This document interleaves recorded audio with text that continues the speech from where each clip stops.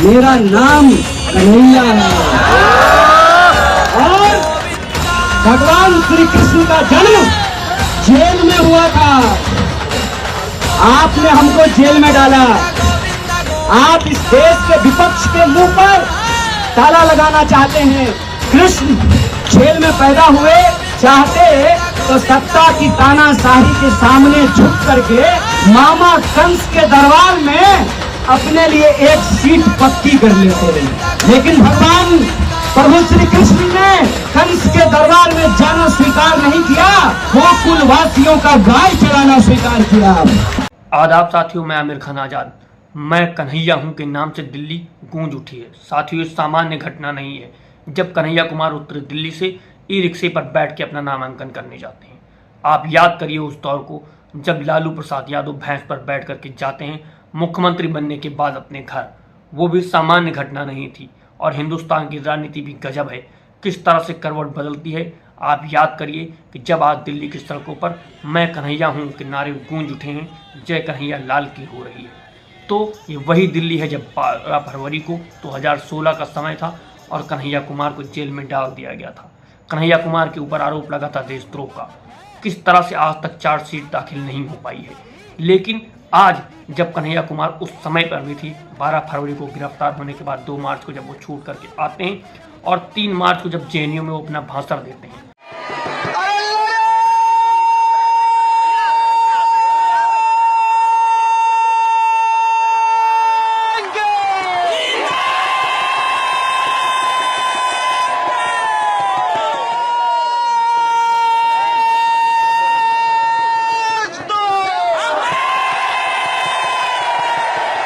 JNU जैसे campus में बहुत सारी ऐसी घटनाएं होती हैं जो इतिहास में लिखी जाती हैं।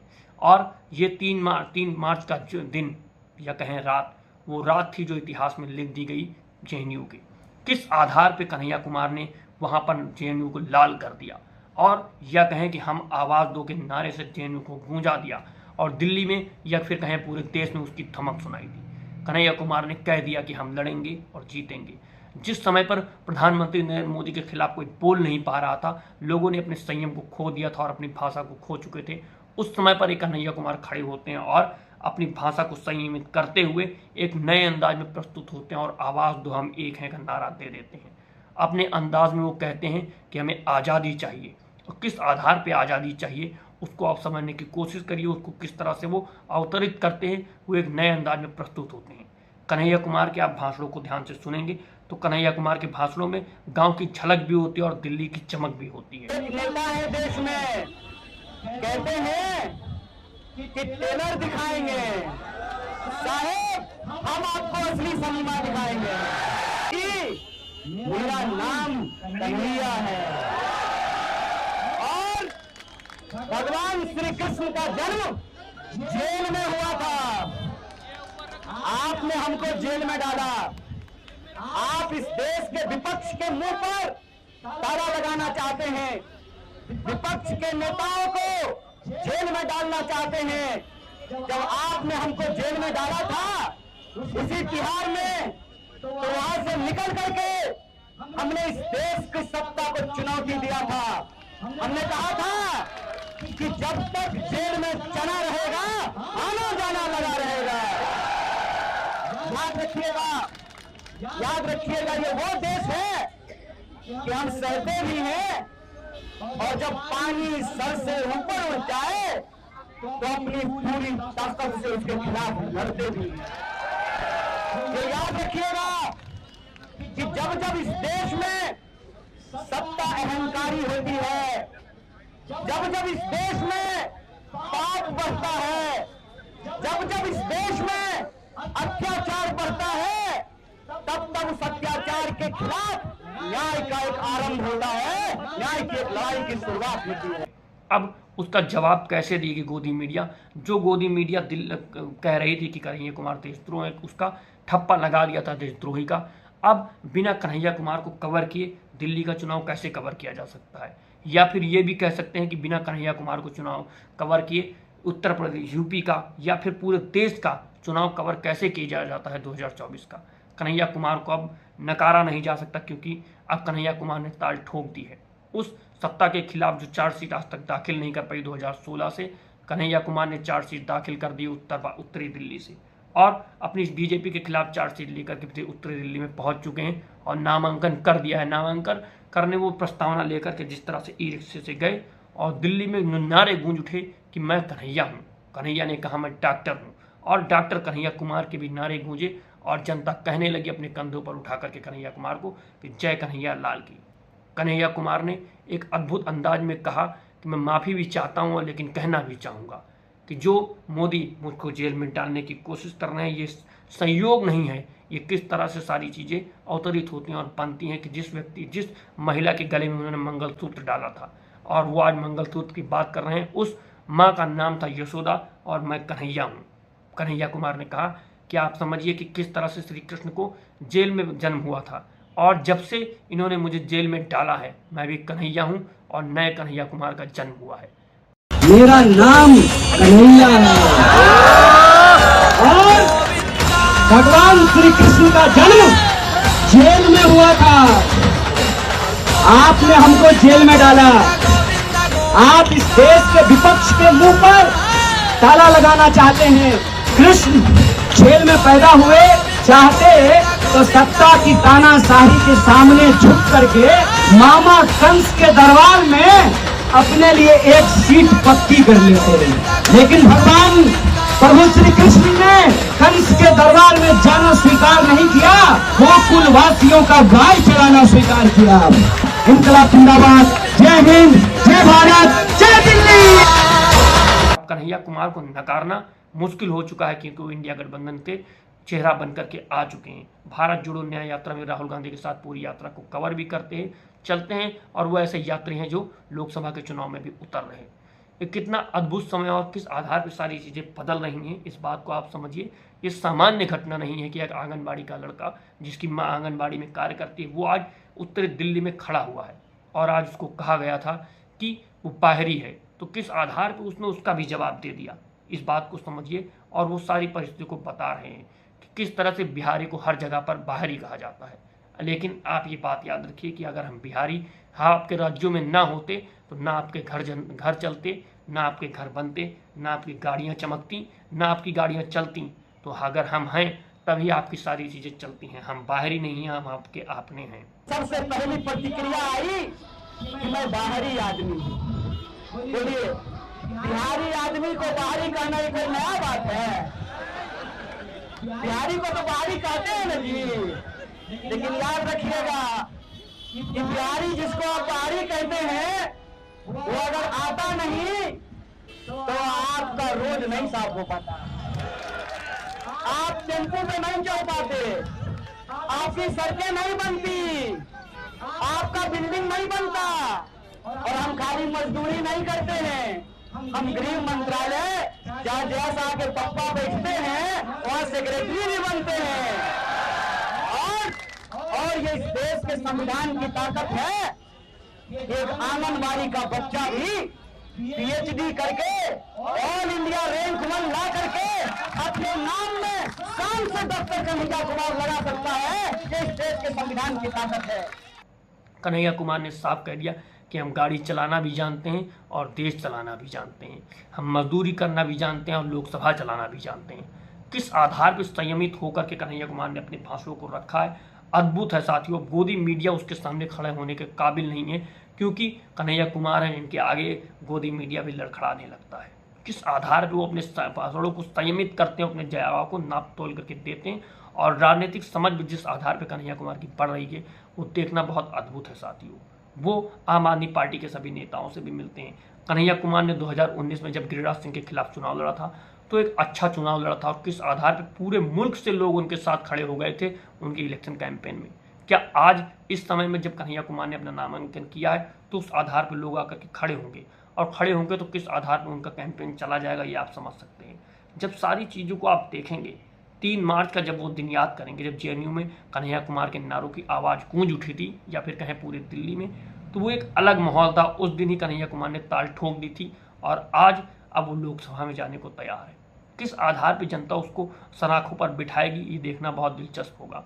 किस तरह से वो अब मनोज तिवारी के सामने खड़े हैं। मनोज तिवारी उनका गा करके तो मुकाबला नहीं कर सकते हैं, उनको भाषणों पर आना होगा, उनको संयमित होना होगा और सारी चीज़ों को रखना होगा। कन्हैया कुमार ने मनोज तिवारी को लपेटे में लेते हुए कह दिया दिल्ली की जनता से कि 14,000 करोड़ रुपए कहाँ गया। जिस तरह से वो बता रहे हैं कि यहाँ पर इन्वेस्ट किया गया, यहाँ पर कार्य किया गया, आए तो पूछना कि आखिर कहाँ कार्य किया गया है। और कन्हैया कुमार ने परिवारवाद, जो बीजेपी परिवारवाद की बात करती है, उन्होंने अपने भाषण में कह दिया नामांकन से पहले कि जो सुषमा स्वराज की बेटी को टिकट दिया गया है, ये किस प्रकार का परिवारवाद है। कि क्या वो 6 सांसद काम नहीं करते थे? अगर काम नहीं करते थे तो उनका टिकट काटा गया, तो इस क्षेत्र के जो सांसद हैं उनको क्यों टिकट दे दिया गया है? इस पर जरा आप लोग विचार कीजिएगा। और वो विपक्ष को गाली देते हैं, प्रधानमंत्री जी के नाम से वोट मांगते हैं, लेकिन ये नहीं बता पाते हैं कि 10 साल में उन्होंने नॉर्थ ईस्ट दिल्ली की जनता के लिए क्या किया है।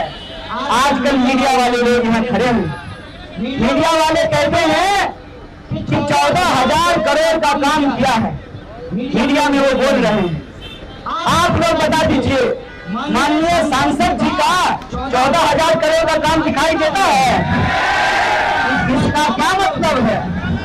इसका क्या मतलब है? या तो सरकार ने 14,000 करोड़ रुपया दिया नहीं, या 14,000 करोड़ अगर रुपया दिया तो उसका हुआ क्या? उसका हुआ क्या? तो जब वोट मांगने आएंगे तो माननीय सांसद से पूछिएगा, सांसद जी बताइए 14,000 करोड़ में कितना जीरो होता है? क्योंकि 10 साल में तो आपने सिर्फ जीरो ही दिया। अब सारी चीजें जिस तरह से बदल रही हैं, ये समझिए और देखिए कि किस तरह से कन्हैया कुमार कह रहे हैं कि मैं बिहारी हूं और ताल ठोक चुका हूं, और अब वो पीछे नहीं हटेंगे। वो कह रहे हैं कि अगर सिर्फ सत्ता के साथ खड़ा होना होता, सिर्फ सत्ता में आना होता तो कब का इनके साथ खड़े हो गए होते, लेकिन हम सच्चाई के साथ खड़े हैं और सच्चाई के साथ ही लड़ेंगे। कन्हैया कुमार दिल्ली की सड़कों पर अपना प्रचार प्रसार कर रहे हैं और उन्होंने किस तरह से सारी चीज़ों को संभाला। आप इस बात को भी याद रखिए कि ये वही दिल्ली की सड़कें जहां पर उमर खालिद को उठा लिया गया और उनको जेल में बंद कर दिया गया। उनकी लड़ाई कन्हैया कुमार से बड़ी हो गई। कन्हैया कुमार और उमर खालिद साथ में पढ़ते थे और साथ की सारी चीज़ें थीं। उनको लोगों को किस तरह से टारगेट किया गया, लेकिन उमर खालिद की लड़ाई लंबी हो गई और उनको जमानत तक आज तक नहीं मिली। 3 सालों से वो बंद हैं जेल में। लेकिन कन्हैया कुमार ने भी कह दिया कि धर्म जो होता है, और बीजेपी को सिखा दिया धर्म क्या होता है। कन्हैया कुमार ने साफ शब्दों में कहा कि धर्म वो है जो निर्बल को शक्ति देता है, धर्म वो जो है जो सत्य के साथ खड़ा होता है। और कन्हैया ने कह दिया कि कंस के साथ हम नहीं जाते, न कन्हैया कंस के साथ गए थे और न जाएंगे, वो सत्य के साथ खड़े रहेंगे। बात मैं आप सबसे कहना चाहता हूँ कि धर्म का क्या मतलब होता है। धर्म का मतलब होता है निर्बल को शक्ति देना। धर्म का मतलब होता है सत्य के साथ खड़ा होना। कृष्ण जेल में पैदा हुए, चाहते तो सत्ता की तानाशाही के सामने झुक करके मामा कंस के दरबार में अपने लिए एक सीट पक्की कर लेते। लेकिन भगवान प्रभु श्री कृष्ण ने कंस के दरबार में जाना स्वीकार नहीं किया, गोकुल वासियों का गाय चराना स्वीकार किया। इसीलिए आज जब मैं आपके बीच खड़ा हूं, ये इतिहास का एक शानदार संयोग है। इतिहास का शानदार संयोग ये है कि इस देश के प्रधानमंत्री जी ने एक आदरणीय महिला को, मैं हर महिला का दिल से सम्मान करता हूं, देश के प्रधानमंत्री जी ने इस देश की एक आदरणीय महिला के गले में मंगलसूत्र डाला। उस महिला का नाम यशोदा है और मेरा नाम कन्हैया है। तो याद रखिएगा कि इतिहास का संयोग है कि हम गंगा किनारे पैदा हुए, हमारी जन्मभूमि गंगा के किनारे है और आज हमारी कर्मभूमि यमुना का किनारा बन रहा है। और हम किताबों में पढ़ा करते थे कि यह कदम का पेड़ अगर ना होता यमुना तीरे, मैं भी उस पर बैठ कन्हैया बनता धीरे। पीएम मोदी को भी टारगेट करके कहते हैं कि किस तरह से वो जनता की आवाज़ को दबाने की कार्य करते हैं और जनता के सवालों को नहीं सुनते हैं, मंत्रमुग्ध हो चुके हैं, अपने में खो चुके हैं। एक तरह से वो खुद को ही सब कुछ समझते हैं और किसी जनता की आवाज़ नहीं सुनना चाहते हैं, लोगों को दबा देना चाहते हैं। लेकिन हम दबने वाले नहीं, हम सत्य के साथ खड़े रहेंगे और सत्य की लड़ाई लड़ेंगे। वो कह देते हैं कि रघुपति राघव राजा राम पतित पावन सीताराम, रघु ईश्वर अल्लाह तेरो नाम, सबको सम्मति दे भगवान।